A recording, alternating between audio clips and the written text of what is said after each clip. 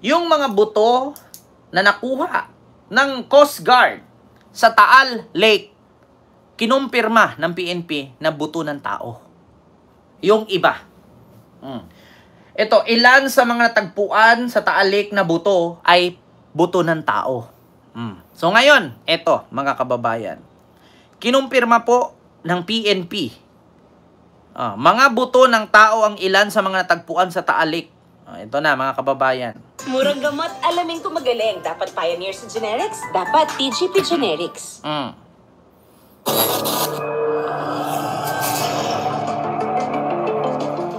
Update po tayo sa sinabi ng liderato ng Philippine National Police tungkol sa pagkakahanap ng labi ng tao sa Taal Lake.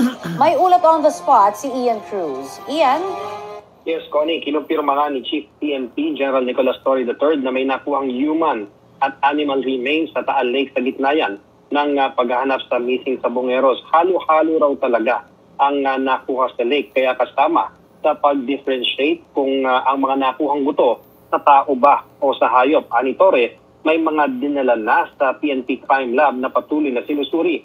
Ani Torre, may standards na sila ng DNA sample ng ilan sa mga kaanak ng missing sabongeros.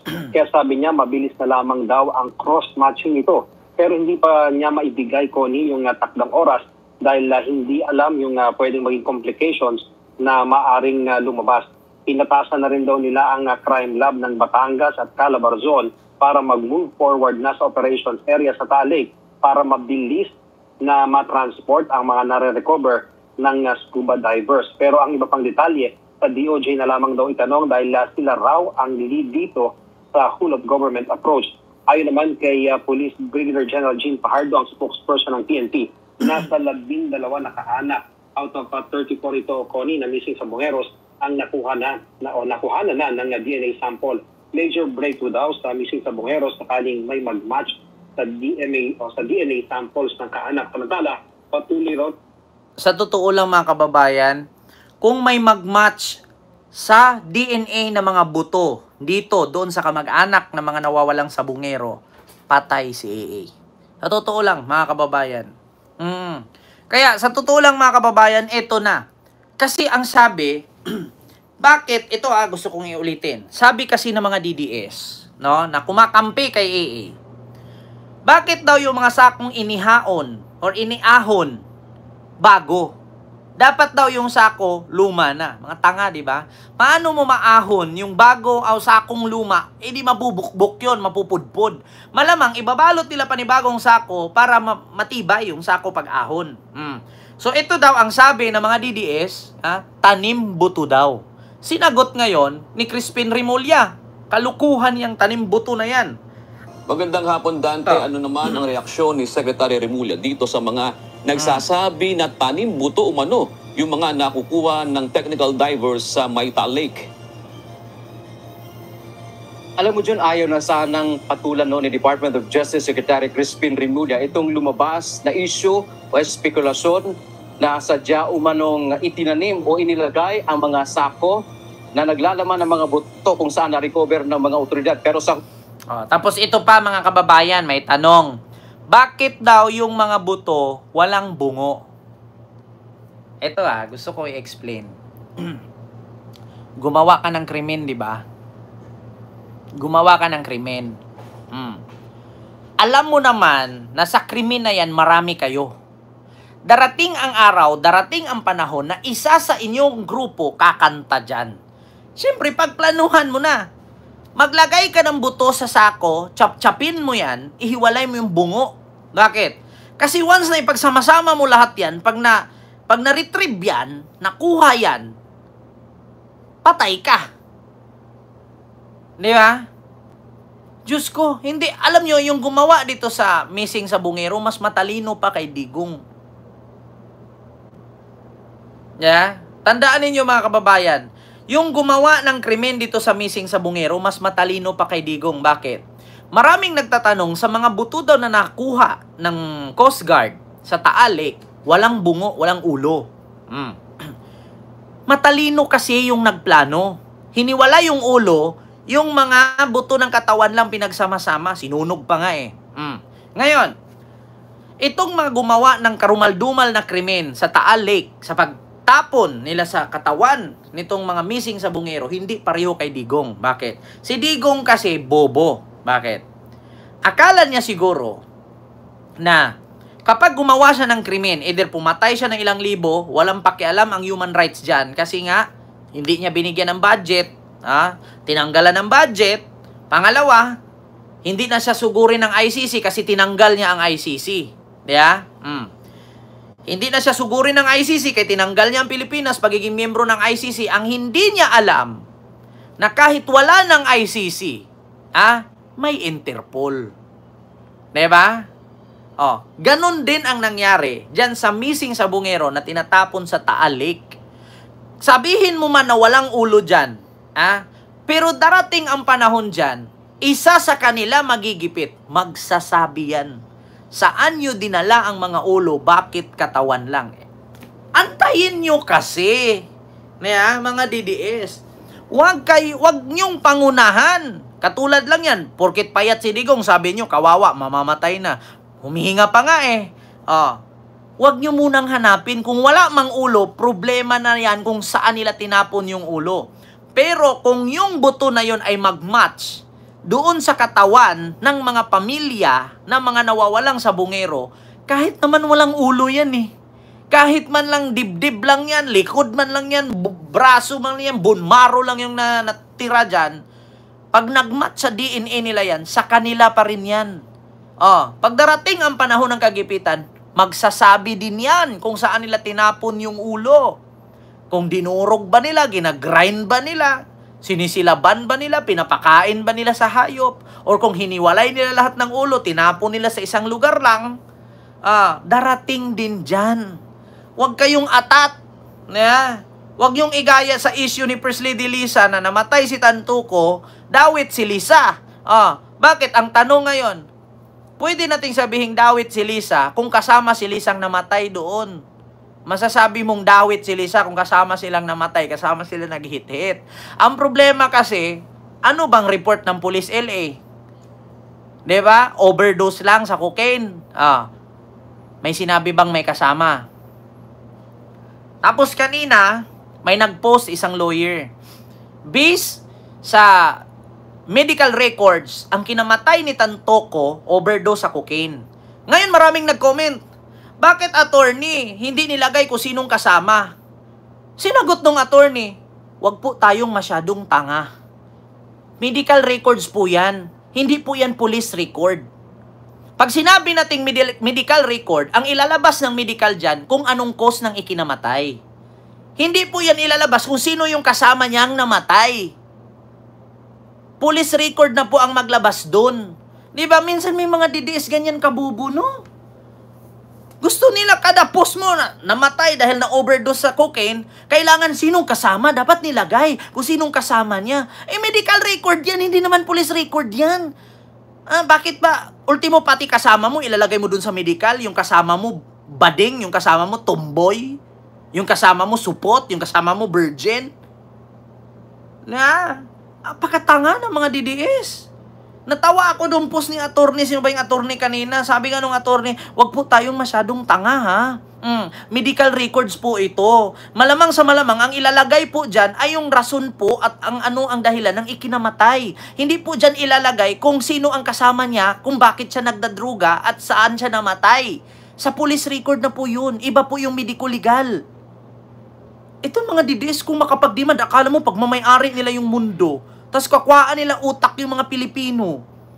Diba mga DDS? Mga wala ba kayong utak? Kung sadyang may utak kayo, kinain kayo ng sistema ng katangahan.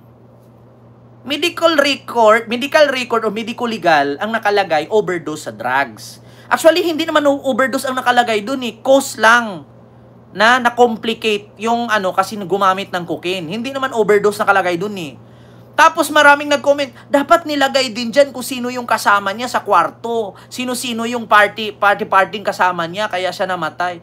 Medical record nga Diba?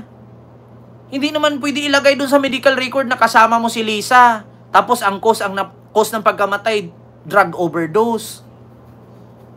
Sa police record lang po yun matatagpuan kung sino yung mga kasama niya. Di ba? Katulad ngayon, bakit daw yung mga kinuhang buto walang ulo? Bakit ba kay atat? Bakit yun yung putulin ulo nyo, ilagay nyo dun para magkaroon ng ulo? Di ba? Continue natin mga kababayan. Sa huli June ay napilit doon na din ang kalihim na sagutin ito at anya ito ay kalokohan lamang. Pumalag ang Department of Justice o DOJ sa isyu na sadyang inilagay o itinanim ang mga sako na nakuha sa Taal Lake na may lamang mga buto. Ayon kay Secretary Crispin Remulla, kalokohan ang sinasabing tanim buto. Ang paniwala ng kalihim, bahagi ito ng politika na gustong sirain ang kanilang ginagawang investigasyon. Wala, yan, kalokohan yan. Alam mo yan, this country is full of politics and troll farms that they always want to spoil whatever good things that we can do as a country.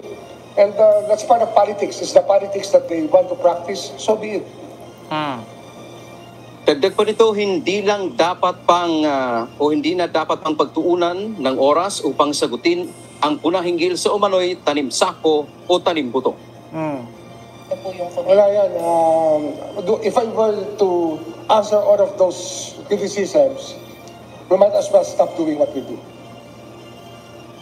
Una rin sinabi ng DOJ na ang pagkakatuklas ng mga buto ay magandang lead sa investigasyon sa kaso ng mga nawawalang sabungero. Kapag napatunayang buto nga ito ng mga nawawalang personalidad, mas bibigat ang kaso dahil mula sa kidnapping ay maaaring itataas ito sa murder. Kasama rin sa investigasyon June ng DOJ at iba pang law enforcement agency ang koneksyon ng mga sangkot sa mga pagpatay sa war on drugs sa kaso naman ng isabong. Diba? Kaya sinasabi ng mga DDS, Tita Sepsi, na tanim buto ito kasi natatakot sila kasi ang sasabihin namin, baka idamay nyo na naman si Tatay Digong. Damay talaga siya dyan kasi administrasyon niya yung nangyari eh. Meron na naman mga DDS yan. Tignan mo, yung vlogger na si Ken Garcia, dinamay na naman si Tatay Digong. May kinalaman daw si Tatay Digong doon sa missing sa Bungero na tinapon sa Taal Lake. Aba, anong year ba yan nangyari? 2020, 21, 22. Nawala ang mga sabungero. 2025 na po ngayon. 2022 bumaba si Digong. So 2020, 21, 22, si Digong pa ang presidente niyan. Panahon pa ni Digong yan. Kaya nga meron tayong kasabihan, bakit nyo ibabalik-balik yung issue? Panahon pa yan ni Mampur. O bakit mo tawagin at sabihin panahon pa ni Mampur kung hindi pa panahon ni Mampur? O bakit mo sabihin panahon ni Digong? Si Digong naman ang presidente at that time. 2022 si Bongbong Marcos umupo. 2022 si Digong bumaba. Nawala ang mga sabungero 2020, 21. 2021, 22 bumaba si Digong. So 2 years. Si 2 years pa si Digong diyan na namulsa ng bayad ng sabungero, bayad ng isabong at bayad ng pogo. 'Di ba? Yan ang mahirap sa inyo eh. Pag nabisto yung idol niyo, lahat kayo apektado. Kami, kung may kasalanan yung sinusuportahan namin, kasalanan nila yan. Ba't namin ipagtanggol? Katulad sa akin, katulad niyang issue ni Tantoco at ni First Lady Lisa. Kung sangko talaga si First Lady Lisa, yung problema niyan. Ba't ko po problemahin? Diba? Ganun lang. Kaya kung ako, supporter ni Digong, kung may problema si Digong, problema niya yan. Ba't ko siya ipagtanggol? Yeah? Pag ako ba nakasuhan, pag ako ba naanuhan, tutulungan ba ako niyan? Hindi rin naman. Diba? Ganun yan.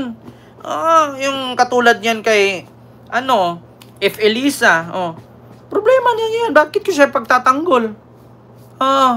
Problema niya yan eh. Nung ginawa ba nila yan, yung nangyari ba, nandun ba ako? Meron pa nga nagtanong dito, pag napatunayan ba nasangkot si Lisa, magsuri ka? Ba't ako magsuri? Anong kinalaman ko dyan? Sila lang man nagpa-party-party, kasama ba ako dyan? In-invite ba ako? Ganun lang. Diyos mio marimar. Bakit mo pagtatakpan? Kaya kayo mga DDS, tigilan nyo yung pagtatakip ninyo sa mga idol ninyo. Kung may kasalanan, hindi so be it. Hayaan yung imbestigahan. Huwag kayong magrally-rally, protesta-protesta dyan. Yeah. Huwag nyong pagtakpan. Kasi ang mga taong nang tatakip sa krimen, sangkot. Yeah. Ang mga tao na pagtakpan mo ang krimen, ibig sabihin, kasali ka dun sa krimen. Kaya ayaw mong mabulatlat. Katulad dyan sa impeachment complaint. Bakit ayaw nilang ituloy ang impeachment? Bakit hinarang ng 18 ka senador? Bakit? Makasangkot sila dyan. Ganun lang. Hindi mo pagtatakpan ng isang bagay kung wala kang kinalaman. Yeah. Katulad sa impeachment, bakit mo ipapabasura nang hindi pa nililitis? Ibig sabihin, may kinakatakot kayo na mabuksan. Bakit? Lalabas ba na isa kayo sa tumanggap? Bakit? Lalabas ba na isa kayo doon o makasali kayo, miyembro kayo doon sa beneficiarying tumanggap ng confidential? Ganun lang. Ganun lang naman mga kababayan. Sa madaling salita, hindi pa na-trial, hindi pa na-imbestigahan, galit ka na. Ang tawag dyan, guilty. Piruin mo, sinabi lang na, halimbawa, ngayon, 4 kami, nakatira sa bahay, nawala yung binili kong leche plan. Siyempre, sasabihin ko yun, sinong kumain ng leche plan ko? Tapos sasagot yung isa, ay, wala ako O, bakit naman ako? Ay, bakit ako? O, bakit? May binigkas ba kong pangalan? Bakit nagsiriakan kayo? Umpisa pa lang, guilty na. Tapos, imbestigahan mo yon. Kanino, pag malaman mo dito na matamis ang labi, siyang kumain. Maliban lang ko, kain mo leche plan, tapos ganun ka ng ganun para mawala yung tamis. Malalaman mo yan. Kumuha ka ng blood pressure. Ipitin mo yung daliri. Pag tumaas ang sugar, ibig sabihin siya yung kumain. Maraming paraan para imbestigahan. Wag bato ng bato. Kung nawala man ang leche plan mo, kumuha ka ng blood pressure. Yung machine. Butasan mo yung daliri, patakan mo dugo. Pag tumaas ang sugar, siya yung kumuha, siya yung kumain. Tandaan niyo ang leche plan, pinakamatamis yan. Ang pulot nga, walang makatumba sa tamis ng leche plan. Ang pulot, normal na tamis yan. Hindi yan artificial. Ang pulot is nature tamis. Ang artificial na matamis,